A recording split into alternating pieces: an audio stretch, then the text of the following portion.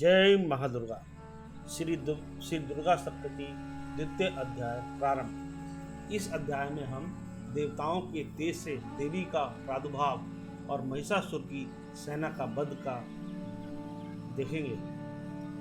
ओम मध्यम चरित्र के विष्णु ऋषि महालक्ष्मी देवता उष्णिक छंद शाकंभरी शक्ति दुर्गा बीज वायु तत्व और यजुर्वेद स्वरूप है। श्री महालक्ष्मी जी की प्रसन्नता के लिए मध्यम चरित्र के पाठ में इसका विनियोग है। मैं कमल के आसन पर बैठी हुई प्रसन्न मुख वाली महिषासुर मर्दिनी भगवती महालक्ष्मी का भजन करता हूँ, जो अपने हाथों में अक्षमाला फरसा गदा वाण ब्रज पद्म धनुष कुंडिका दंड शक्ति खड्ग ढाल शंख घंटा मधुपात्र शूल पाश और चक्र धारण करती है। इसी कहते हैं पूर्व काल में देवताओं और असुरों में पूरे 100 वर्षों तक घोर संग्राम हुआ था। उसमें असुरों का स्वामी महिषासुर था और देवताओं के नायक इंद्र थे। उस युद्ध में देवताओं की सेना महाबली असुरों से परास्त हो गई। संपूर्ण देवताओं को जीतकर महिषासुर इंद्र बन बैठा।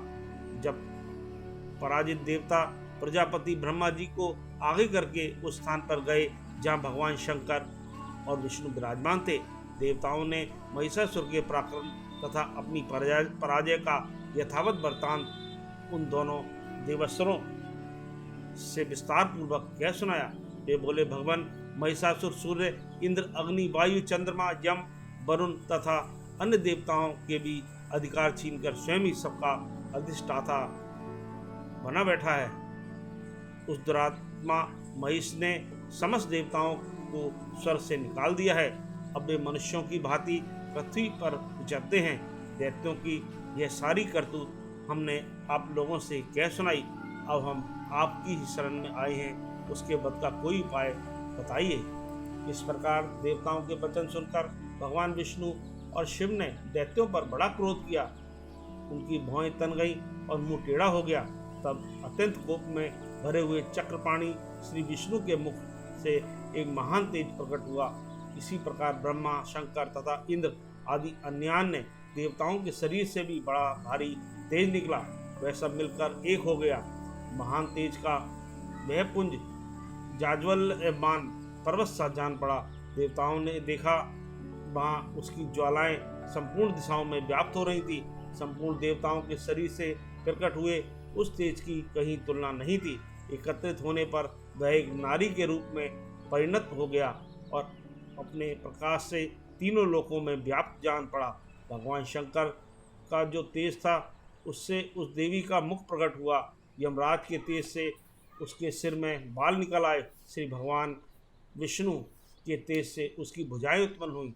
चंद्रमा के तेज से दोनों स्तनों का और इंद्र के तेज से मध्य भाग का प्रादुर्भाव हुआ। वरुण के तेज से जंगा और पिंडली तथा पृथ्वी के तेज से नितंब भाग प्रकट हुआ। ब्रह्मा के तेज से दोनों चरण और सूर्य के तेज से उसकी उंगलियां हुई।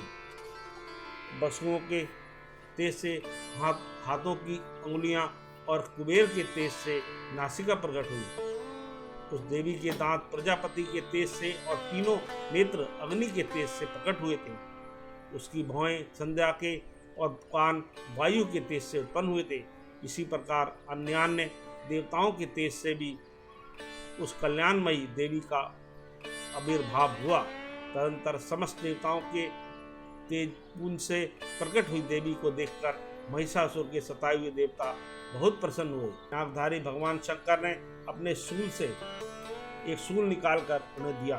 फिर भगवान विष्णु ने भी अपने चक्र से चक्र उत्पन्न करके भगवती को अर्पण किया। वरुण ने भी शंख भेंट किया। अग्नि ने उन्हें शक्ति दी और वायु ने धनुष तथा बाण से भरे हुए 2 तरकस प्रदान किए। सहस्त्र नेत्रों वाले देवराज इंद्र ने अपने वज्र से वज्र उत्पन्न करके दिया और ऐरावत हाथी से उतारकर एक घंटा भी प्रदान किया। यमराज ने काल दंड से दंड, वरुण ने पाश, प्रजापति ने सप्टिका की माला तथा ब्रह्मा जी ने कमंडलू भेंट किया। सूर्य ने देवी के समस्त रोमकूपों में अपनी किरणों का तेज भर दिया। काल ने उन्हें चमकती हुई ढाल और तलवार दी।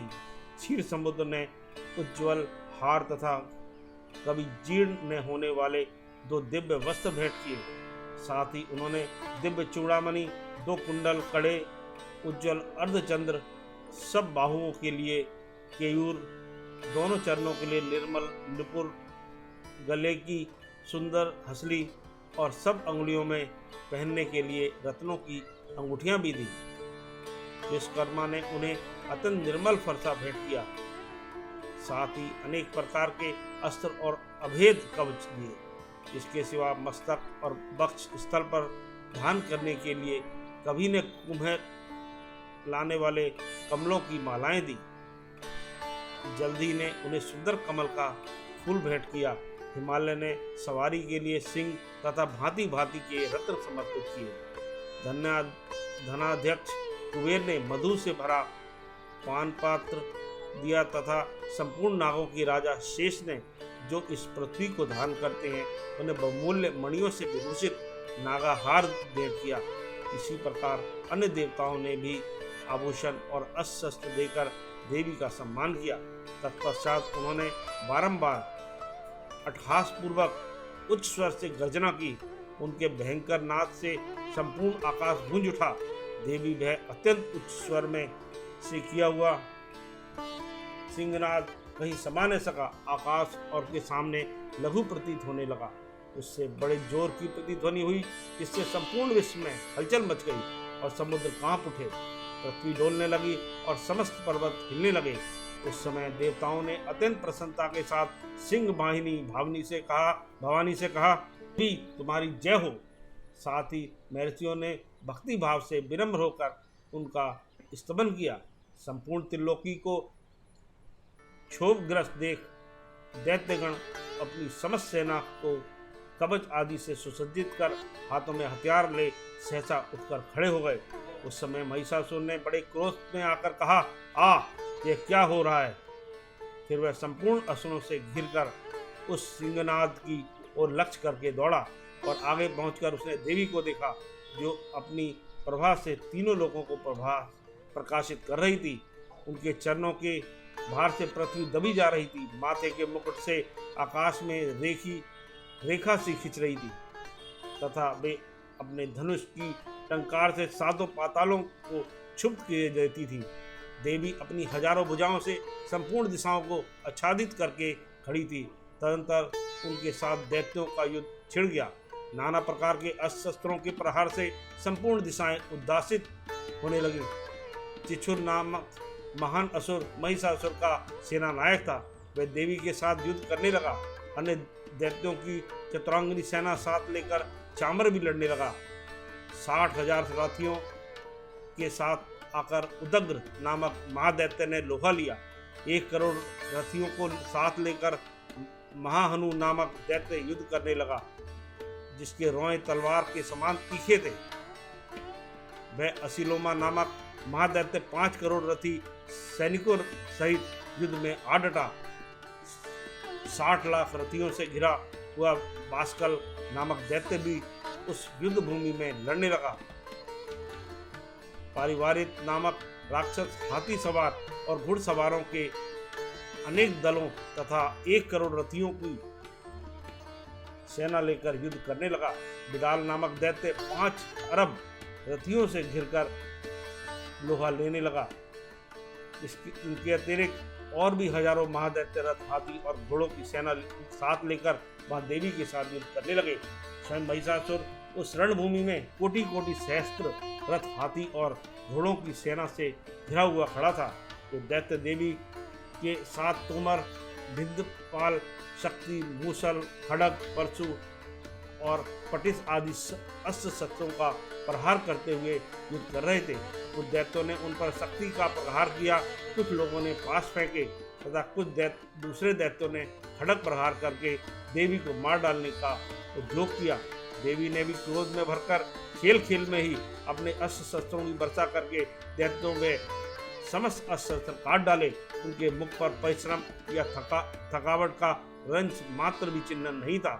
देवता और ऋषि उनकी स्तुति करते थे और वे भगवती परमेश्वरी दैत्यों के शरीरों पर अस्त्र शस्त्रों की वर्षा करती रही।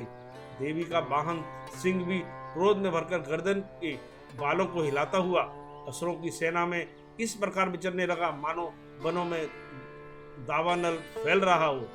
रणभूमि में दैत्यों के साथ युद्ध करती हुई अंबिका देवी ने जितने निश्वास छोड़े वे सभी तत्काल सैकड़ों हजारों गणों के रूप में प्रकट हो गए और परशु, भिंदीपाल, खड़क तथा पट्टिस आदि अस्त्र शस्त्रों असुरों का सामना करने लगे।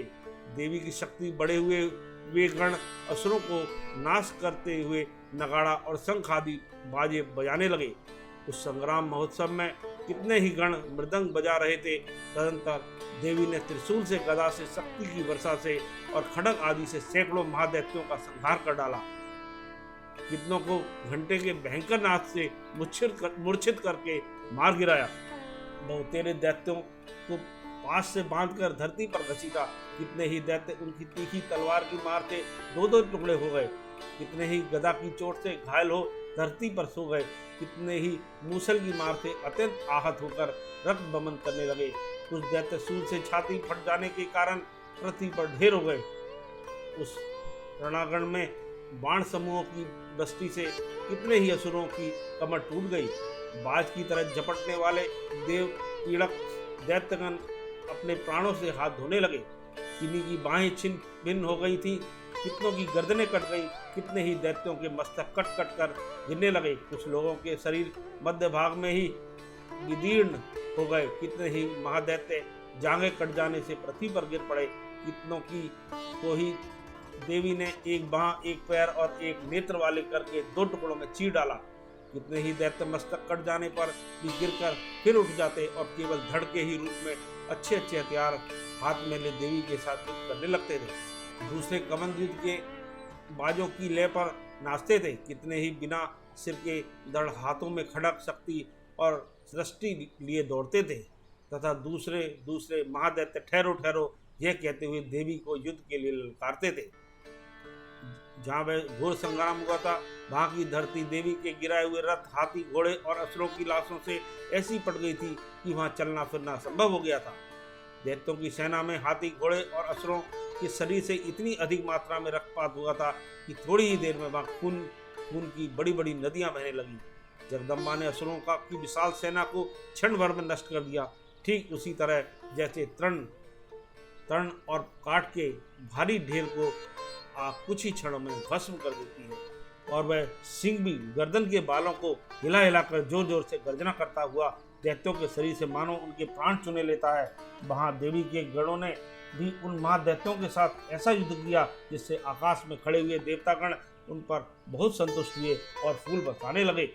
इति श्री दुर्गा सप्तशती द्वितीय अध्याय समाप्त।